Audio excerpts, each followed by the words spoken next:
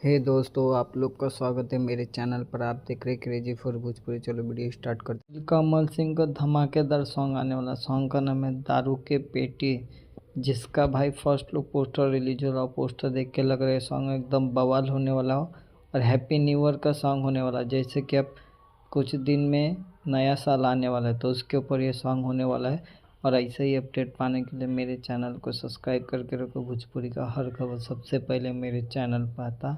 इसको गाए नीलकमल सिंह और इसको लिखे धीरज बबुआन और इसके म्यूजिक डायरेक्टर है शुभम राज और केसारी लाल यादव का भी सॉन्ग जो कल रिलीज होने वाला था, गरम कर। ये सॉन्ग भी कल रिलीज नहीं हो पाया, तो ये भी सॉन्ग आज ही रिलीज। और नीलकमल सिंह का ये सॉन्ग का सिर्फ फर्स्ट लुक पोस्टर वाला, ये सॉन्ग का रिलीज डेट ना। जैसे मेरे पास रिलीज डेट आता है उसके ऊपर वीडियो बना के आप लोग को अपडेट दे दूंगा। और वीडियो अच्छी लगी तो लाइक करें, शेयर करें, सब्सक्राइब करें। मिलता नहीं वीडियो में। धन्यवाद।